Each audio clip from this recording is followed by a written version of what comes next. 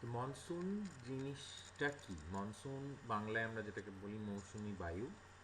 এটা হচ্ছে একটা seasonal reversing wind. Seasonal reversing wind মানে হচ্ছে ঋতুভিত্তিক দিক পরিবর্তন ঘটে এবং তার সাথে সাথে বৃষ্টিপাতের বৃষ্টিপাতটাও ধরনটাও বদলে যায়। তো মনসুন যে জিনিসটাকে আমরা রেফার করে থাকি সেটা হচ্ছে বেসিক্যালি বৃষ্টি যখন হয় সেটাকেই আমরা মনসুন বলে থাকি। কিন্তু মনসুন একটা সিজনেরও নাম হয় এবং মনসুনের মধ্যে বৃষ্টির সাথে সাথে কিন্তু ড্রাই ফেজটাও কিন্তু থাকে। তো মনসুন সিস্টেম পৃথিবীতে অনেক জায়গাতে দেখতে পাওয়া গেলেও আমাদের দক্ষিণ এশিয়াতে মানে ভারত উপমহাদেশে যতটা ভালো দেখা যায় অন্যান্য জায়গায় কিন্তু অতটা ভালো কিন্তু দেখা যায় না। তো এই মনসুন শব্দটার উৎপত্তি কোথা থেকে হয়েছে? এই মনসুন শব্দটিটা ফার্স্ট এসছিল পর্তুগিজ শব্দ মনকাও থেকে। তারপর সেটা আলটিমেটলি আমরা যেটা দেখি যে সেটা আরবি শব্দ মৌসিম বা সিজন এটাকে বলা হচ্ছে। তো সব অনেক কিছু বিতর্ক আছে, পর্তুগিজ না অ্যারাবিক না ডাচ, যাই হোক। তো আলটিমেটলি যেটা নিয়ে নেওয়া হয়েছে সেটা হচ্ছে অ্যারাবিক আরবি শব্দ মৌসিম। মৌসিম কথাটার মানে হচ্ছে সিজন বা ঋতু, সেটার থেকে মনসুন শব্দটা এসেছে। তো মনসুনের প্রক্রিয়াটা কি? মনসুন হচ্ছে বেসিক্যালি আমাদের সমুদ্রবায়ু আর যে স্থলবায়ু, স্থলবায়ু এবং জলবায়ু, যেটা ল্যান্ড ব্রিজ আর সি ব্রিজের মতোই, কিন্তু এটা যখন বৃহৎ স্কেলে হয়। ল্যান্ড ব্রিজ সি ব্রিজ কী কারণে হয়? আমরা সমুদ্রের ধারে গেলে প্রত্যেক দিনই আমরা ল্যান্ড ব্রিজ আর সি ব্রিজ পাব।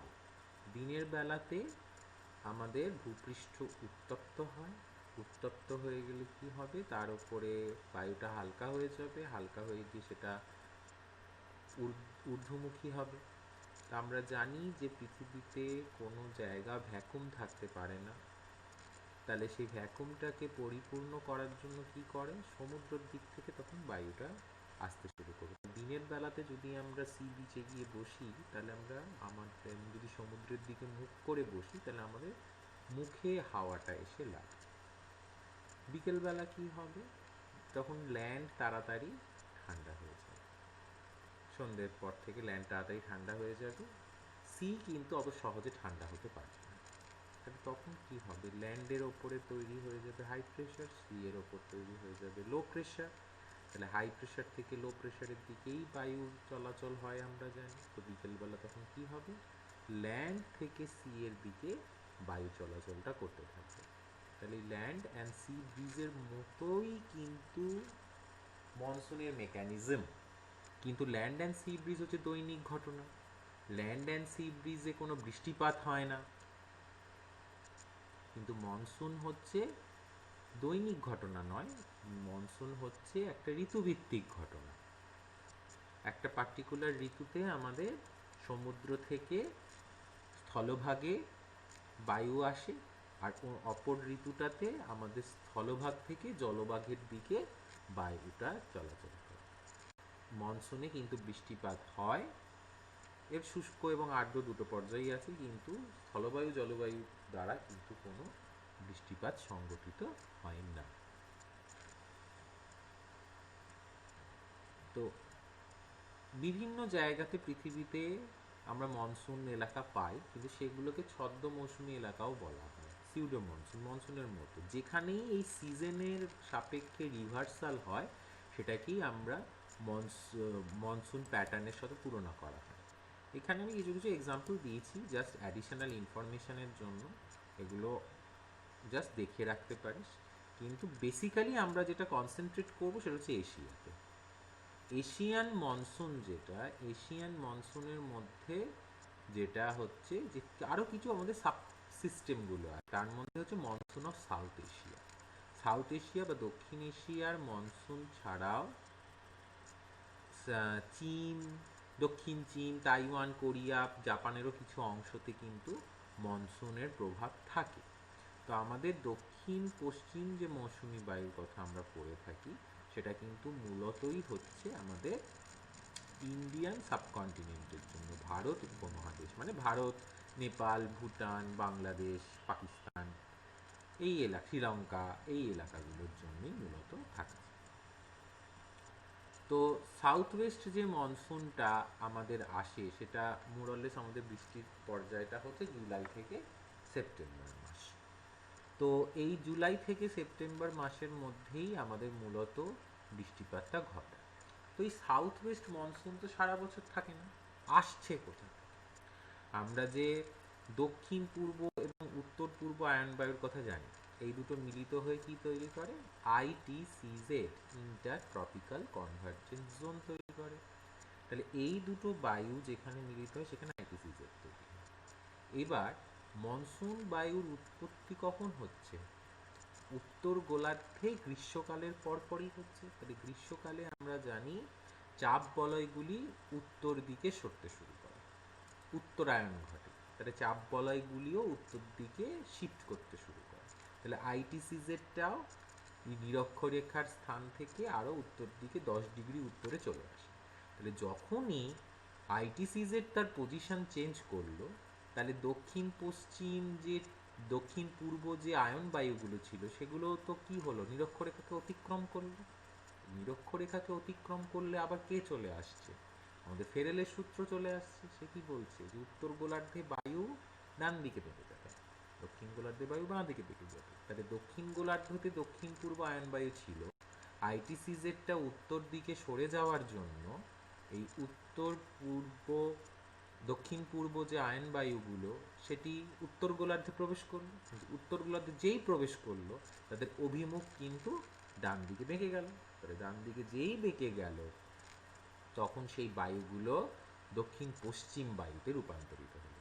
তাহলে এই দক্ষিণ পশ্চিম বায়ুগুলোই কিন্তু দক্ষিণ পশ্চিম মৌসুমী বায়ু হয়ে ওঠে। ঠিক আছে? তো এই মনসুন উইন্ডগুলো কোথায় আসছে? আমাদের এসে আমাদের ভারত উপমহাদেশের শেষ প্রান্তে এসে ধাক্কা খায়। আমাদের ভারত উপমহাদেশের শেপটা কি? এটা ত্রিভুজাকৃতি, কন্যাকুমারী পয়েন্টটা সেই ত্রিভুজাকৃতির মতো, সেখানে ধাক্কা খায়। ধাক্কা খেয়ে দুটো ভাগে বিভক্ত হয়ে যায়, একটা আরব সাগরীয় শাখা, একটা বঙ্গোপসাগরীয় শাখা। আরব সাগরীয় শাখাটা প্রথম পশ্চিম ঘাটে এসে ধাক্কা খায়, কেরালা প্রথম রাজ্য যেখানে বৃষ্টিপাত হয়। তারপরে সেটা পশ্চিম ঘাটের উপকূল ধরে ধরে প্রচুর বৃষ্টিপাত ঘটায়।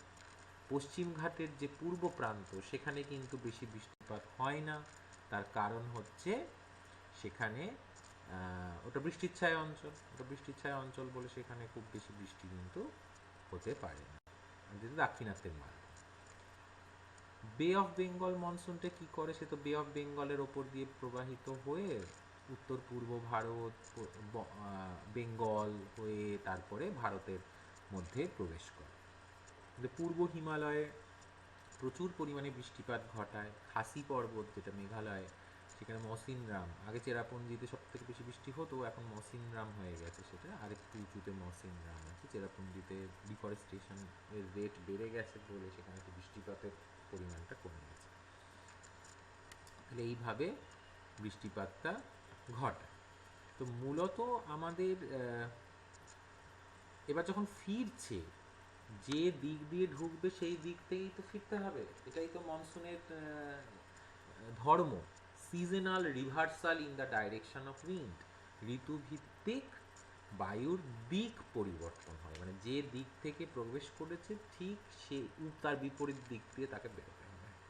তাহলে সাউথ ওয়েস্ট দিয়ে যদি ঢোকে, সাউথ ওয়েস্টের ঠিক বিপরীত দিকে কোন দিকটা হবে? সেটা হচ্ছে নর্থ ইস্ট। তাহলে নর্থ ইস্ট দিক থেকে কিন্তু সে বেরোবে। তাহলে শীতকালটাতে আমাদের যে প্রত্যাবর্তনকারী মনসুন, রিট্রিটিং মনসুন যেগুলো, সেগুলো কোন দিক থেকে বেরোচ্ছে? আমাদের নর্থ ইস্ট থেকে বেরোচ্ছে আলটিমেটলি। উত্তর ভারত থেকে উত্তর পশ্চিম দিক থেকেই আসছে, উত্তর পশ্চিম দিক থেকে আসছে, আমাদের পূর্ব ভারত থেকে উত্তর পূর্ব দিক থেকে আসছে, দুটো মিলিত হয়ে কিন্তু পুরো স্ট্রিমটা কিন্তু ব্যাক করে হচ্ছে উত্তর পূর্ব দিক থেকে। তাহলে এইভাবে আমাদের চলছে। তো আমাদের যেটা মূলত বুঝতে হবে ক্লাইমেটোলজির মধ্যে, এগুলো তো নর্মাল আরব সাগরীয় শাখা, বঙ্গোপসাগরীয় শাখা, এই ব্যাপারগুলো নিয়ে ইন্ডিয়ার যে পেপারটা আছে CC7, সেখানে যারা পড়াবেন তারা ডিটেলসে আলোচনা করবেন। কিন্তু আমাদের এখানে যে জিনিসটা বুঝতে হবে সেটা হচ্ছে কি কারণে বৃষ্টিটা হয় মূলত, আর কিছু এটার কন্ট্রোলিং থিওরি আছে কিনা। তাহলে আমাদের এখানে বৃষ্টিপাত হওয়ার মূল তো কারণ আমরা জানি হচ্ছে যে কনডেনসেশন হতে হবে। তাহলে কনডেনসেশন হবে, অ্যাডিয়াবেটিক কুলিং হবে, সেটার উপর ডিপেন্ড করেই কিন্তু বৃষ্টিপাতটা হয়। কিন্তু আমাদের ইন্ডিয়ান সাবকন্টিনেন্টে মনসুনের জন্য একটা ওরোগ্রাফিক লিফট দরকার। ওরোগ্রাফিক লিফট মানে হচ্ছে আমাদের একটা বাধা চাই। মনসুন বায়ু বাধাপ্রাপ্ত না হলে বৃষ্টিপাত ঘটাতে পারবে না। মনসুন বায়ু বাধাপ্রাপ্ত না হলে বৃষ্টিপাত কিন্তু ঘটাতে পারবে না।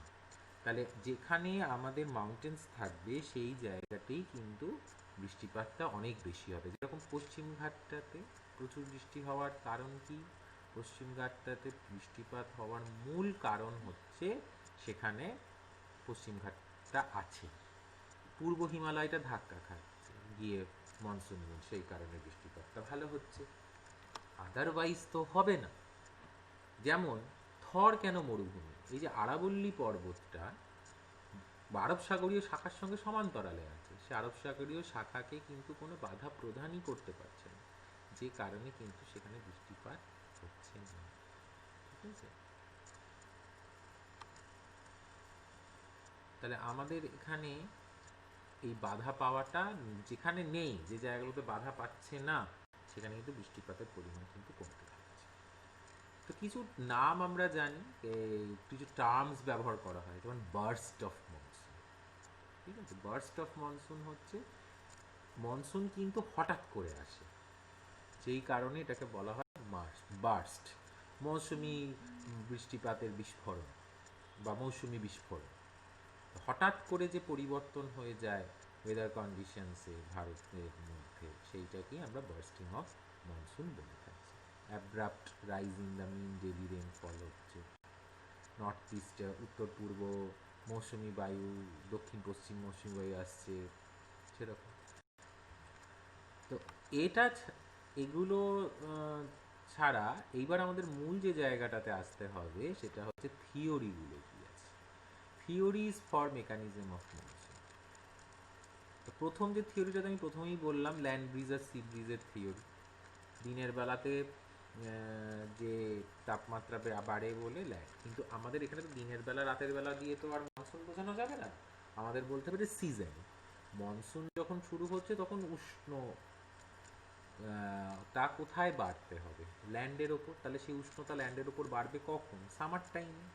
প্রচণ্ড উত্তপ্ত হবে ল্যান্ড, যত উত্তপ্ত হবে ল্যান্ডের ওপর লো প্রেশার তৈরি হবে।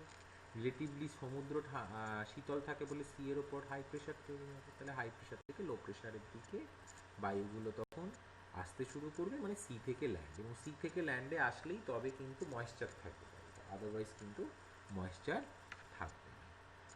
এরপর যেটা আমাদের শীতকালে কি ঘটনাটা ঘটবে, তখন ল্যান্ড আস্তে আস্তে শীতল হয়ে যাবে। তো ল্যান্ড শীতল হয়ে গেলে ল্যান্ডের ওপর হাই প্রেশার হবে, আর আমরা জানি সমুদ্র জল যত তাড়াতাড়ি যত দেরিতে উত্তপ্ত হয় তত দেরিতেই শীতল হয়।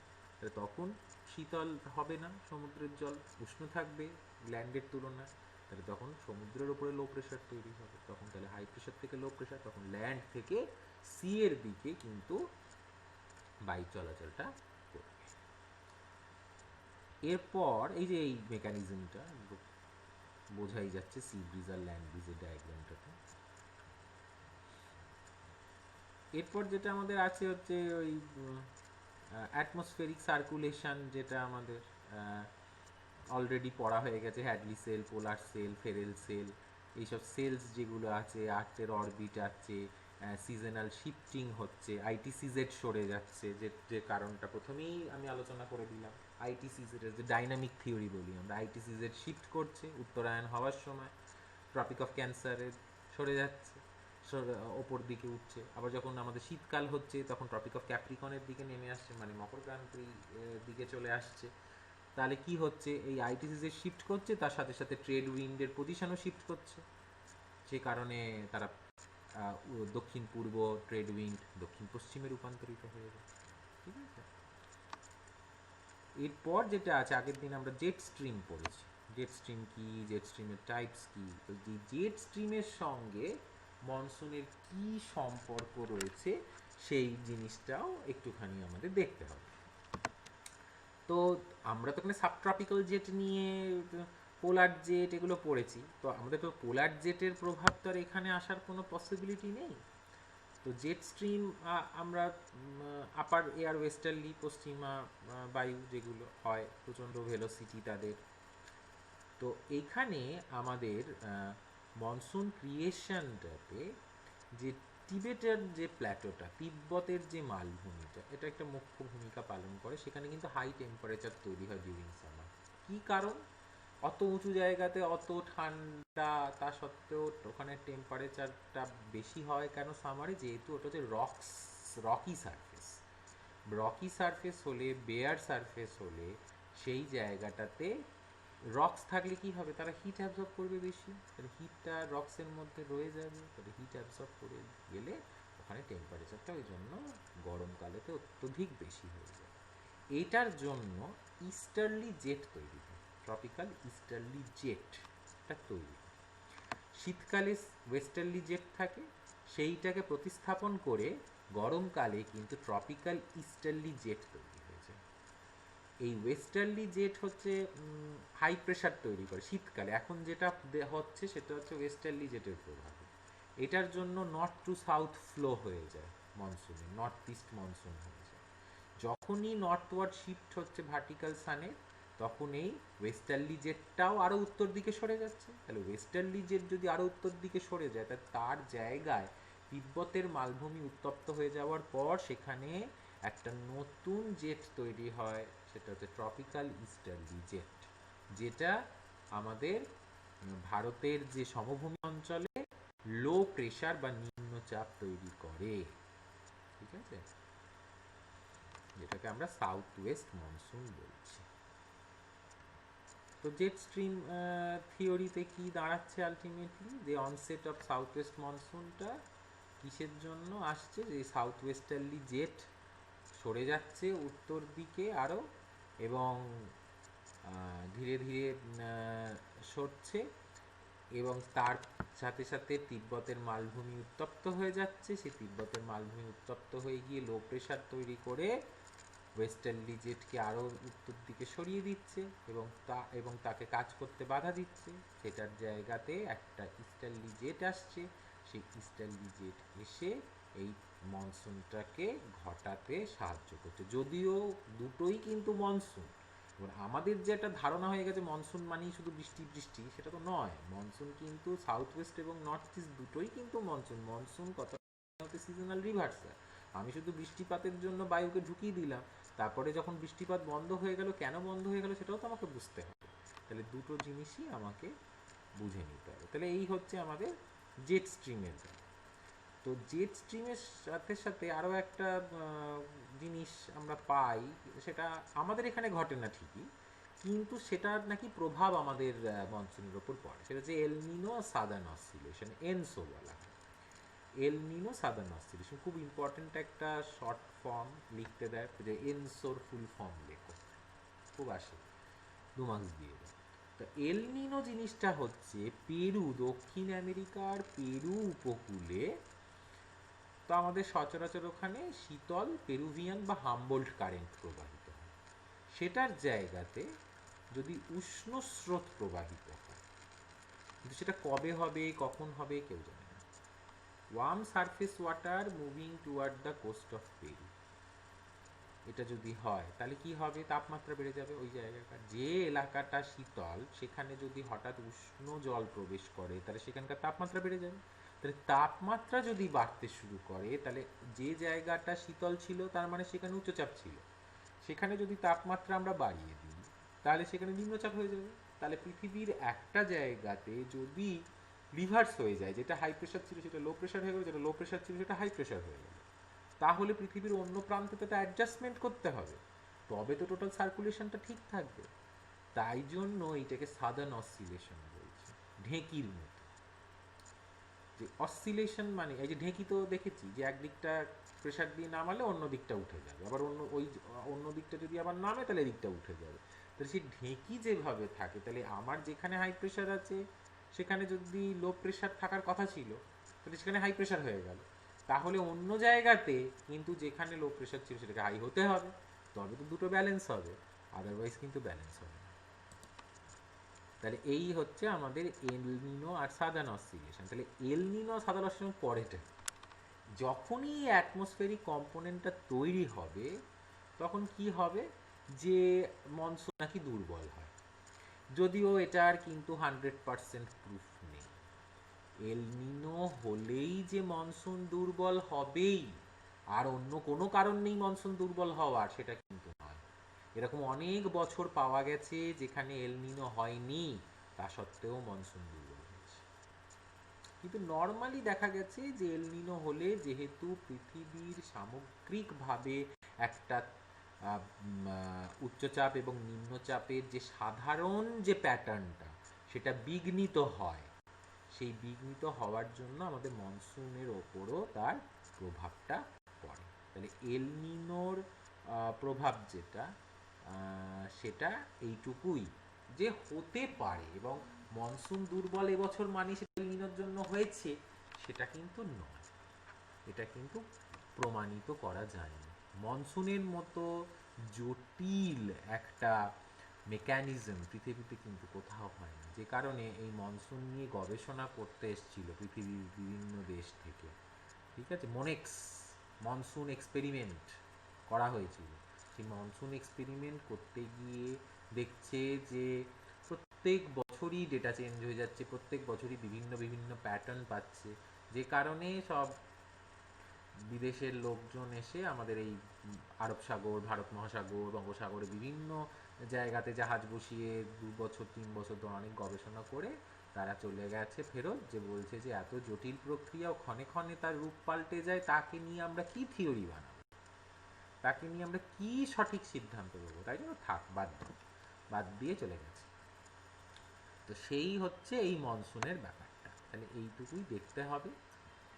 তাহলে মনসুন কি, তার মনসুনের সাধারণ বৈশিষ্ট্যগুলো কি, মনসুনের যে সিজনসগুলো কি আছে, এবং মনসুনের সাথে মনসুনের উৎপত্তি কিভাবে হলো, আর মনসুনের সাথে জেট স্ট্রিমের কি সম্পর্ক, কোন জেটগুলি প্রভাব করে, শীতকালে কোন জেটটা প্রভাব করে, আমাদের গরমকালে বা মনসুন অনসেটের সময় কোনগুলো প্রভাব করে, সেই জিনিসটা দেখতে হবে। আর